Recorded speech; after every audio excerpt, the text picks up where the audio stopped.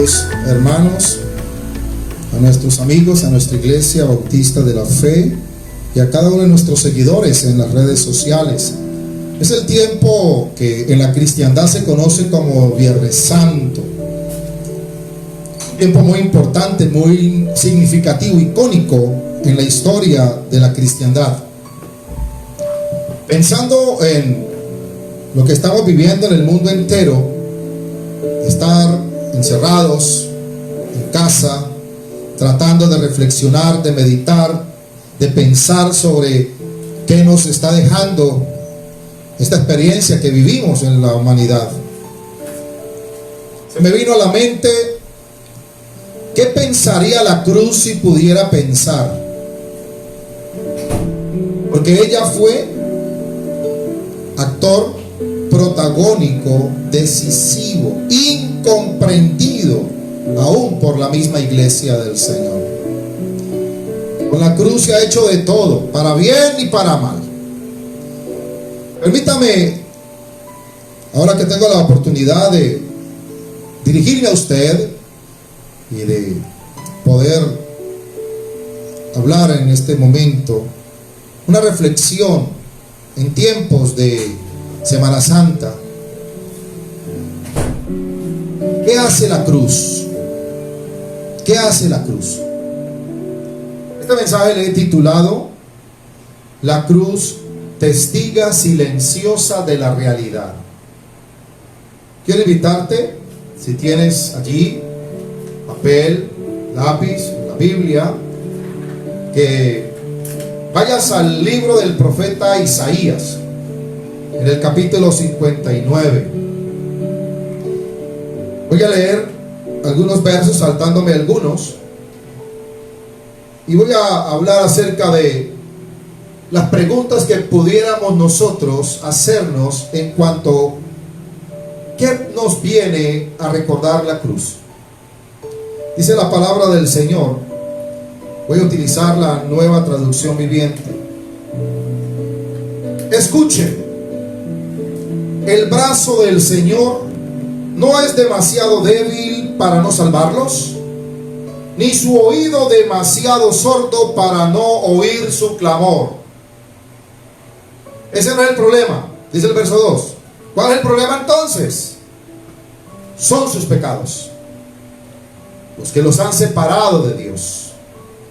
A causa de esos pecados, Él se alejó y ya no los escuchará. Las manos de ustedes son como manos de asesinos. Tienen los dedos sucios de pecado. Sus labios están llenos de mentiras y su boca vomita corrupción. A nadie le importa ser justo y honrado. Las demandas legales de la gente se basan en mentiras. Conciben malas acciones y después dan a luz el pecado. Todo lo que hacen está lleno de pecado y la violencia es su sello característico. Sus pies corren para hacer lo malo, se apresuran a matar. Solo piensan en pecar. Siempre hay sufrimiento y destrucción en sus caminos. No saben dónde encontrar paz o qué significa ser justo y ser bueno. Por eso no hay justicia entre nosotros y no sabemos nada acerca de vivir con rectitud. Buscamos la luz, pero solo encontramos oscuridad. Buscamos cielos radiantes, pero solo encontramos caminos en tinieblas.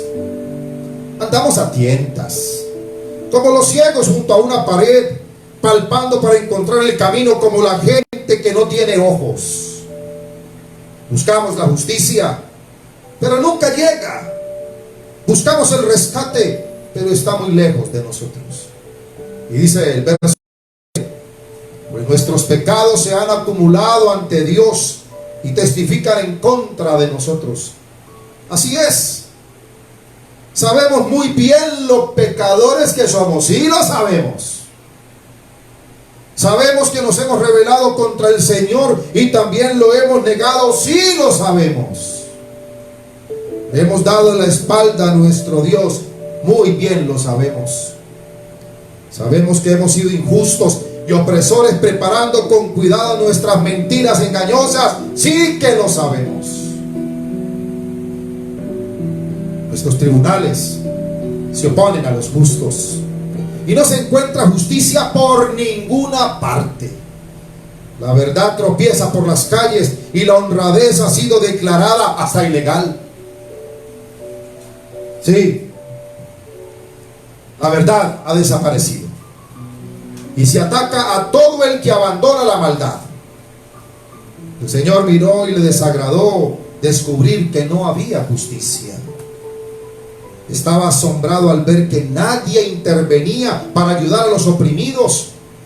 Así que se interpuso él mismo para salvarlos con su brazo fuerte, sostenido por su propia justicia.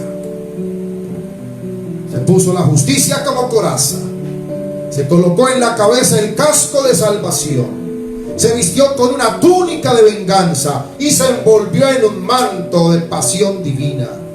Él pagará a sus enemigos por sus malas obras y su furia caerá sobre sus adversarios. Les dará su merecido hasta los confines de la tierra. Y este es mi pacto con ellos, termina diciendo el profeta Isaías. Mi espíritu no los dejará, ni tampoco estas palabras estarán en sus labios y en los labios de sus hijos y de los hijos de sus hijos para siempre. Yo, el Señor, les he hablado.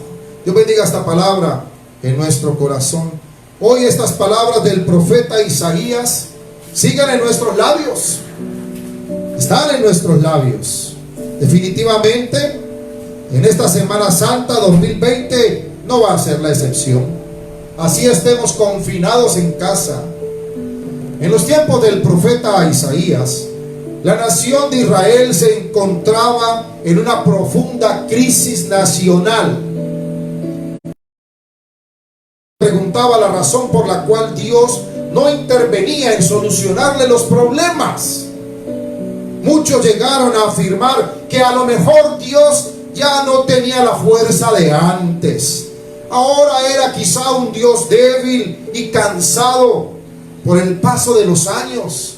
Su brazo quizá ya no tenía el mismo temple que tuvo en los tiempos del Éxodo, cuando sacó a Israel de Egipto.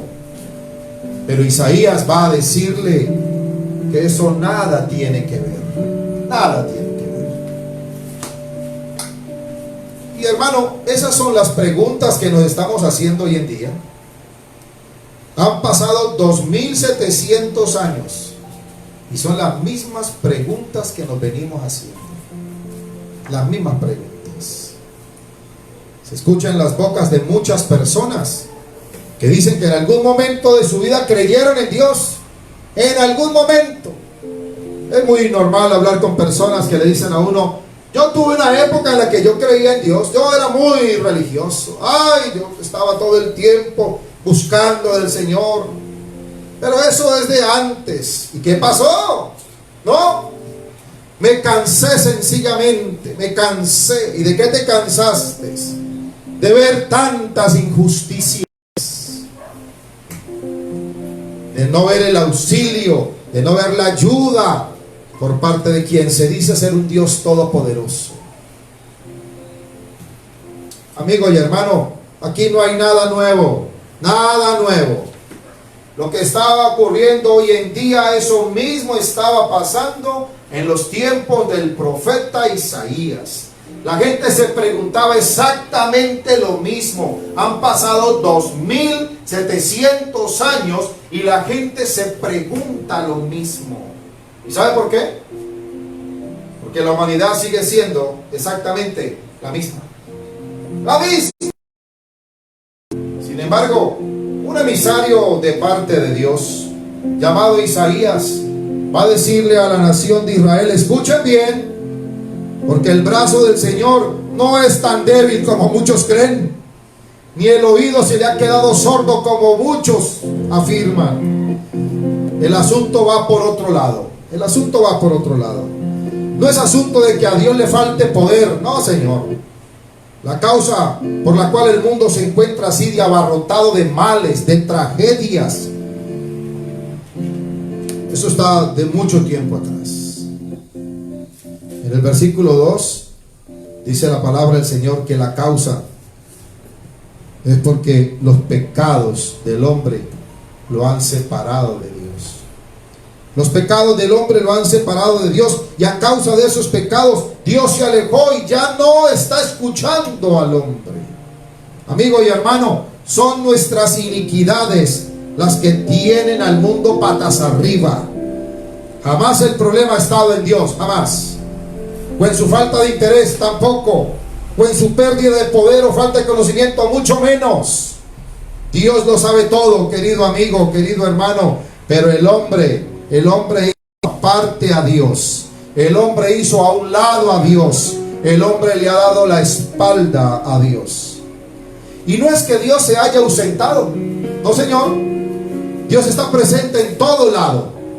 Pero el pecado del hombre ha hecho todo aquello que tenía que hacerse para desconocer la gloria del Creador. El hombre tiene la conciencia entenebrecida. Por favor, dígame en esta hora, ¿qué piensa usted de esto que le voy a decir? ¿Sabe usted, querido hermano, querido amigo, querido oyente, que en un planeta de 7,000 millones de habitantes, 7,000 millones de habitantes, menos del 1% de los habitantes son los dueños del 93% de las riquezas y del dinero que hay en el mundo? Escúchame. Y dentro de esa élite, minúscula élite, se encuentran las sociedades secretas más terribles que se puedan conocer. De entre muchos de ellos es que salen las políticas económicas y sociales que luego van y aplastan a la humanidad y la tienen en ruina y en pobreza. Ellos inventan enfermedades y luego vienen y nos venden las vacunas.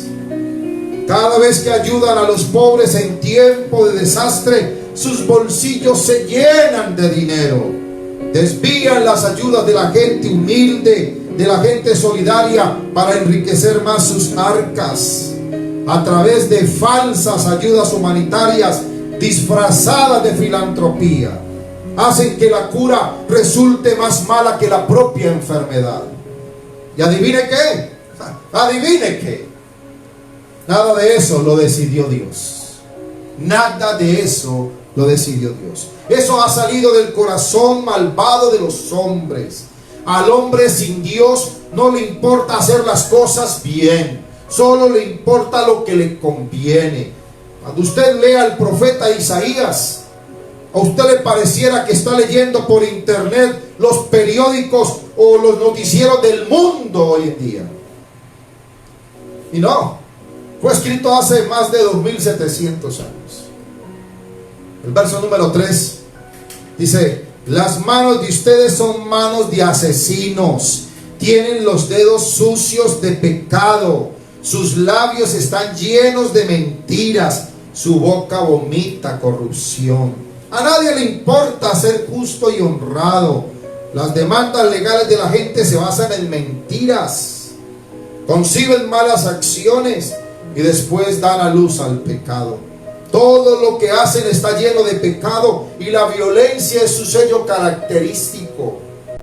Sus pies corren a hacer lo malo, se apresuran a matar, solo piensan en pecar. Siempre hay sufrimiento y destrucción en todos sus caminos. Oh amigo y hermano, qué tan fácil es culpar a Dios por todas nuestras desgracias. Qué fácil es.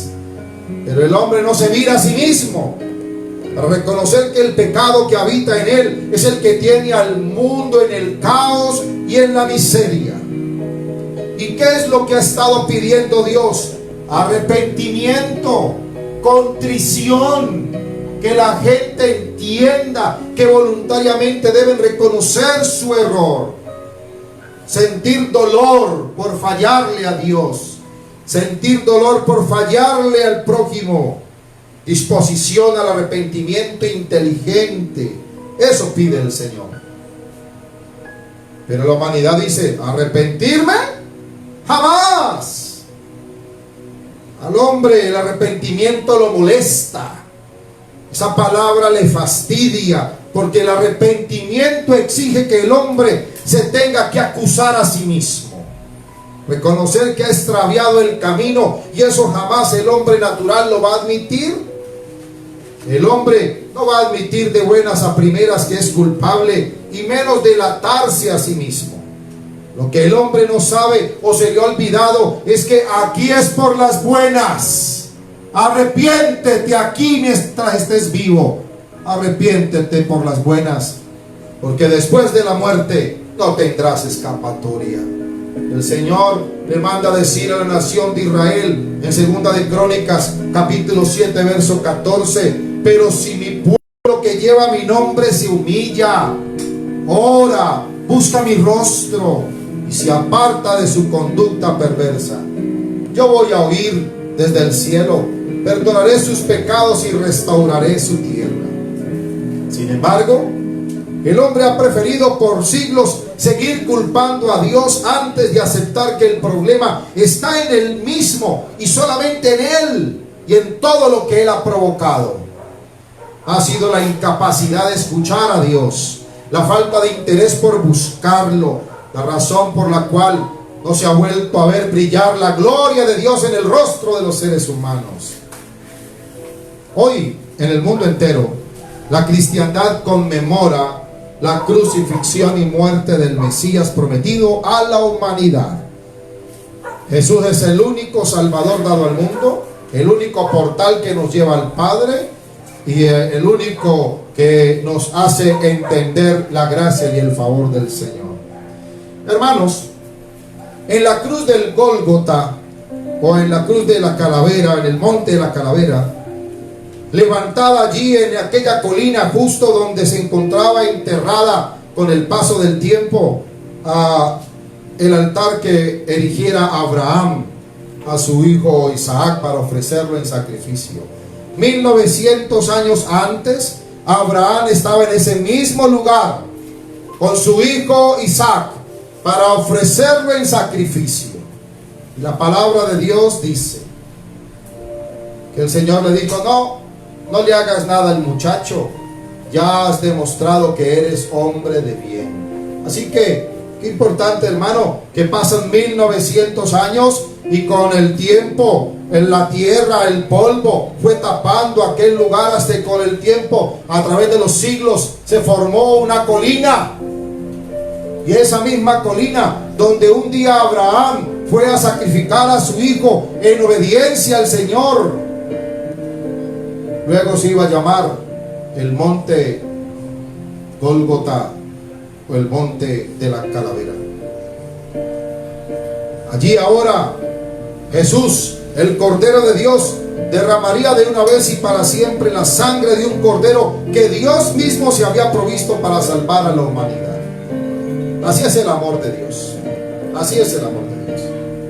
Sin embargo, hoy cabe preguntarnos: ¿qué nos recuerda la cruz del Gólgota donde fue crucificado el Salvador del mundo?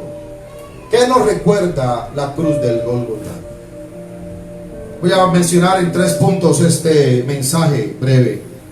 Lo primero que nos ha vuelto a recordar en esta tarde de Viernes Santo la cruz del Gólgota es que ella fue testiga silenciosa. Fue testiga silenciosa de un asesinato. El profeta Isaías en el capítulo 53 verso 7 lo había predicho. Él había dicho que como un cordero llevado al matadero, así sería el Mesías. Por lo tanto, ya hacía mucho tiempo que se había anunciado que su muerte sería un asesinato y no una ejecución legal. No una ejecución legal. Y así se lo hizo saber el apóstol Pedro a los líderes judíos de la época. En el día de Pentecostés, el apóstol Pedro va a decirle a los judíos que ellos eran culpables de asesinato Y dice, Dios sabía lo que iba a suceder. Dios sabía lo que iba a suceder. Su plan predeterminado se llevó a cabo cuando Jesús fue traicionado. Con la ayuda de gentiles sin ley, ustedes lo clavaron en la cruz y lo mataron. En Hechos, capítulo 5, versículo 30. El Dios de nuestros antepasados, dijo Pedro, levantó a Jesús de los muertos después de que ustedes lo mataron colgándolo en una cruz. Amigo y hermano, Jesús no fue condenado. A él jamás le hicieron un verdadero juicio. Jamás le presentaron legalmente cargos de acusación. Nunca se supo formalmente cuál era el crimen del que lo acusaban. No existió ninguna promulgación legalmente apropiada. No hubo espacio para escuchar a su favor a ningún testigo. Nunca hubo evidencias que lo incriminaran en algo. Ni siquiera explicaron la sentencia, porque ni siquiera hubo sentencia. Al prisionero simplemente se lo entregaron a sus acusadores, sin la presunción de la inocencia pronunciada por un juez, quien simplemente se lavó las manos en el asunto. A Jesús de Nazaret no lo condenaron, a él simplemente lo asesinaron. Pilato, queriendo satisfacer al pueblo, le soltó a Barrabás y entregó a Jesús después de azotarlo para que fuera crucificado. ¿Qué nos vuelve a recordar entonces en esta tarde de Viernes Santo? La cruz del Gólgota, que al Señor no lo mataron, a él no lo condenaron. Ella fue testiga silenciosa de un asesinato. Lo segundo que nos viene a recordar la cruz del Gólgota en esta tarde de Viernes Santo es que ella fue testiga silenciosa de una muerte profética. Estaba profetizado.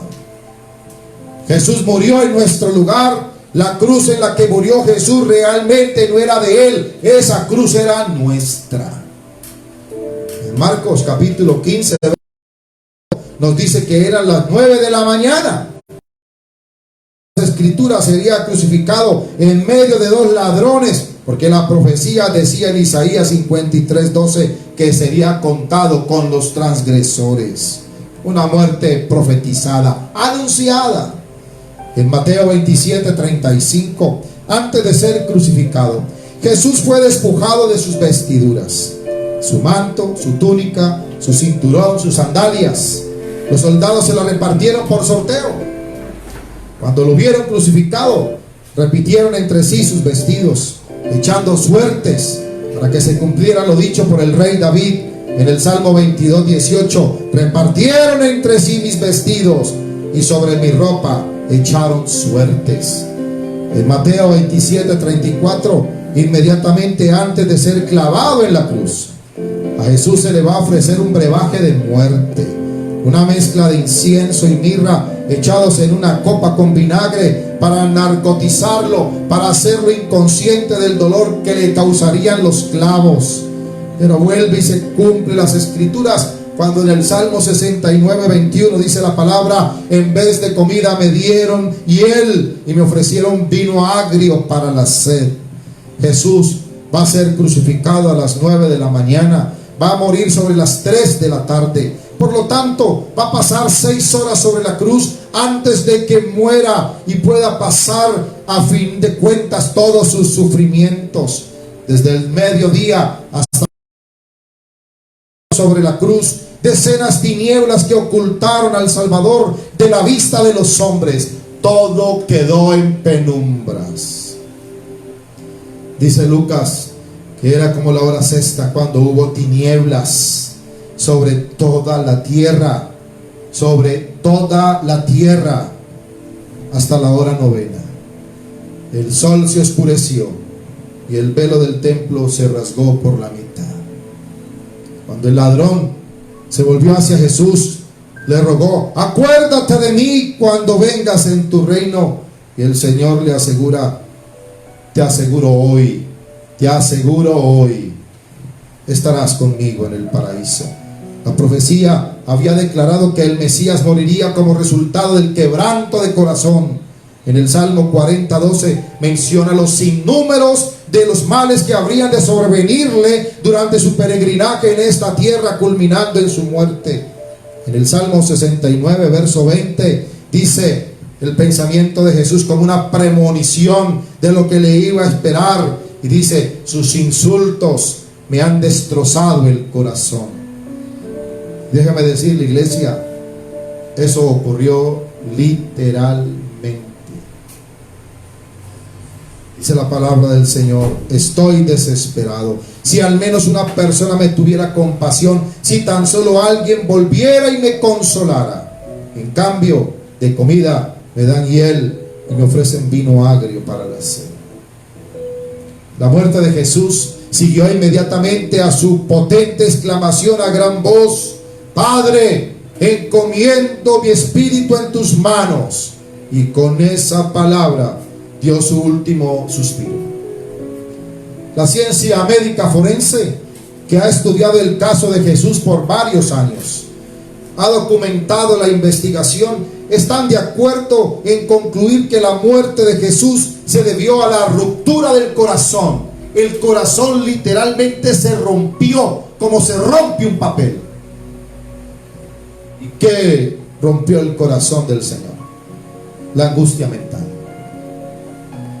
Dice en el Evangelio de Juan que los judíos, por cuanto era la preparación de la Pascua, para que los cuerpos no quedaran allí en el Shabbat, rogaron a Pilato que les quebraran las piernas para acelerar su muerte y así fueran quitados de allí. Pero cuando los soldados fueron, quebraron las piernas del primer hombre y asimismo del otro que había sido crucificado con él. Pero cuando llegaron a Jesús, como lo vieron ya muerto, no le quebraron las piernas. Eso dice Juan 19, para que se cumpliera lo que la Escritura dice en el Salmo 34:20: el Señor protege los huesos de los justos, ni uno solo será quebrado. En el entierro de Jesús se va a cumplir otra profecía del Antiguo Testamento. Dice la palabra del Señor en Isaías que se dispuso con los impíos su sepultura, mas con los ricos fue en su muerte, aunque nunca hizo maldad ni hubo engaño en su boca. Llama la atención dos cosas, hermano: que lo enterraran en el sepulcro de un hombre rico, pero ya estaba profetizado 700 años atrás. Sin embargo, eso no es todo. Estaba absolutamente prohibido, jamás, nunca en la historia del Imperio Romano, porque la ley romana prohibía que a una persona que se crucificara la enterraran. Se les dejaba allí en la cruz, que los perros, los animales y las aves de carroña se los devoraran. Pero dice la Escritura que Pilato accedió gustoso a la petición de José de Arimatea, porque sabía que Jesús era inocente. De alguna manera estaba ansioso por aliviar su conciencia culpable.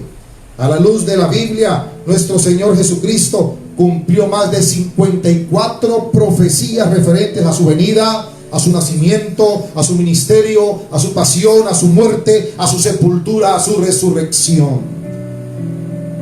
¿Qué nos viene a recordar en esta Semana Santa, en este viernes de Semana Santa, la cruz del Gólgota?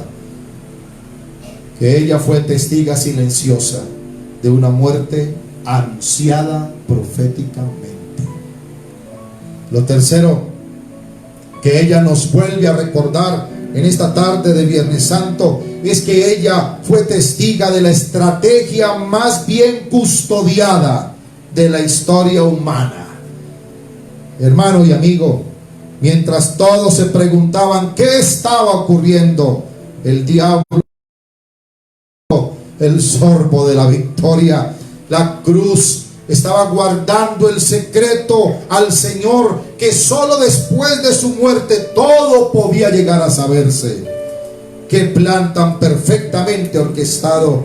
La cruz del Gólgota no fue solamente el medio de salvación que Dios escogió, sino que fue también el símbolo de la injusticia. Pero era necesario que así se dieran las cosas para burlar por completo y dejar completamente vencida y derrotada a la muerte, al pecado y al diablo. La cruz del Gólgota se convirtió en el instante después de la muerte de Jesús en el punto de encuentro para toda la humanidad, en el punto central de la historia humana. En Mateo 27 se nos dice que Jesús grita y entrega su espíritu. En ese momento la cortina del santuario del templo se rasgó en dos de arriba abajo. La tierra tembló. Las rocas se partieron en dos. Las tumbas se abrieron. Los cuerpos de muchos hombres y mujeres juntos que habían muerto resucitaron. Salieron del cementerio luego de la resurrección de Jesús. Entraron en la santa ciudad de Jerusalén y se aparecieron a mucha gente. ¡Aleluya! ¡Aleluya! A los que creyeron. Pablo, en la carta a los Efesios, en el capítulo 4, verso 8, nos dice que esos santos resucitados ascendieron al cielo juntamente con el Señor, como un trofeo de su resurrección, como las primicias de la gran cosecha de las almas redimidas, para que se cumpliera proféticamente lo escrito en el Salmo 68, verso 18, que dice: cuando ascendiste a las alturas, llevaste a una multitud de cautivos. Recibiste regalos de la gente, incluso de quienes se rebelaron contra ti. Ahora el Señor Dios vivirá allí. Hermano y amigo, esa fue una estrategia bien orquestada.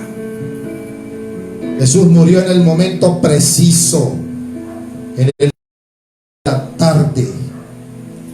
¿Sabe, hermano, qué pasó ese día? El sumo sacerdote a las 3 de la tarde degollaba el cordero del sacrificio, y no lo pudo hacer porque no se veía nada.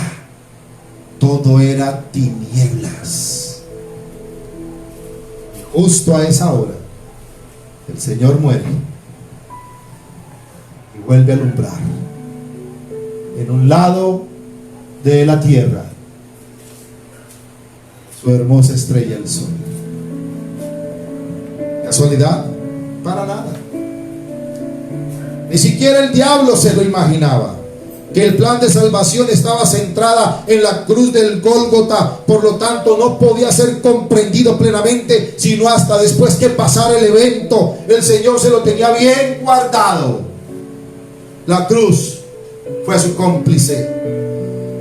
Pablo dice en Efesios 3, versículo 8, que ese secreto estuvo escondido desde los siglos en Dios, para que la multiforme sabiduría de Dios sea ahora dada a conocer por medio de la iglesia a los principados, a las potestades en los lugares celestiales, conforme al propósito eterno que hizo en Cristo Jesús nuestro Señor.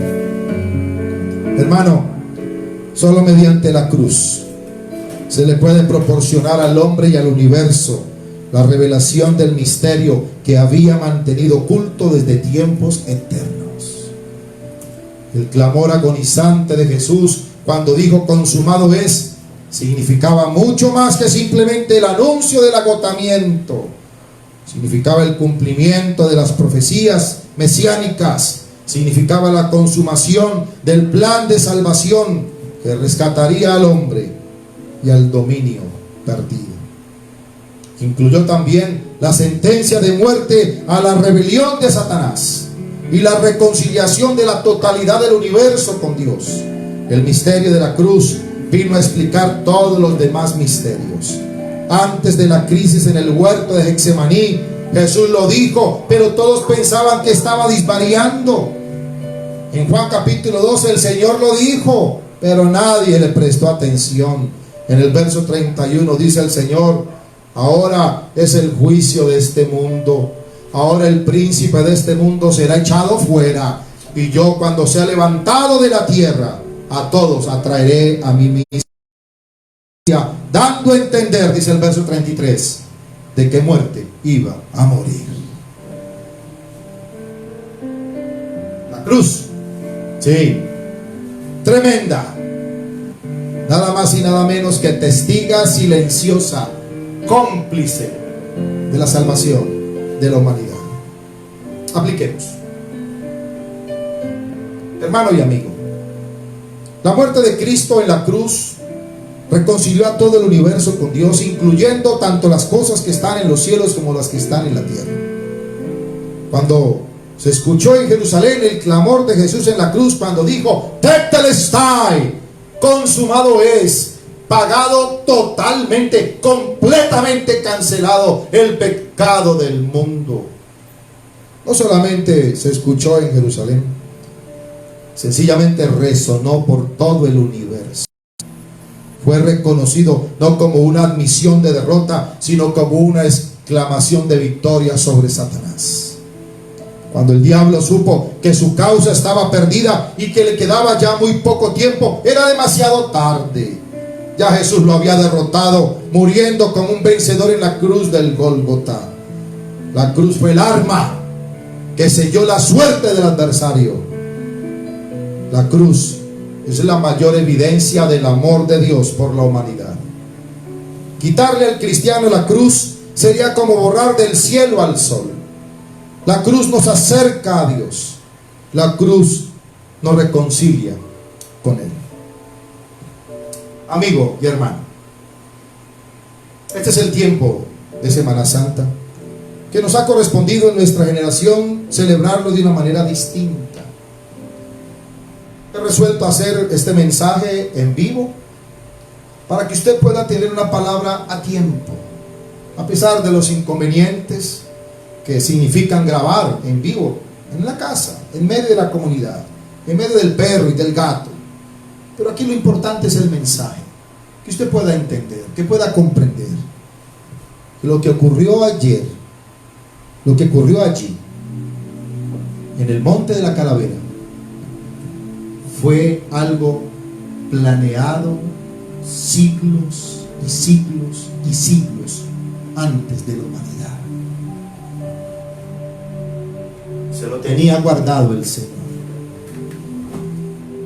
Y déjeme darle algo más poderoso: cómo se conecta la fe del hombre con la experiencia gloriosa de la salvación. ¿Sabe? Dice la palabra del Señor en Mateo que cuando Jesús muere, dice que hubo temblor, dice que las rocas se partieron, que la tierra se partió, se abrió. Que la gracia y el favor del Señor bendiga tu vida. Vamos a orar. Padre, te exalto, te glorifico y te doy gracias, porque nos permites estar como en familia. Estoy convencido que, salvo pocas excepciones, nos estarán viendo desde una fábrica, desde una recepción, desde una portería, desde un puesto de trabajo, desde algún lugar distinto a su casa. Pero la inmensa mayoría que estamos viviendo en el planeta entero, esta pandemia del coronavirus, estamos en algún lugar de nuestra residencia, allí en nuestra casa, con una taza de café, relajados, cómodos, escuchando este mensaje.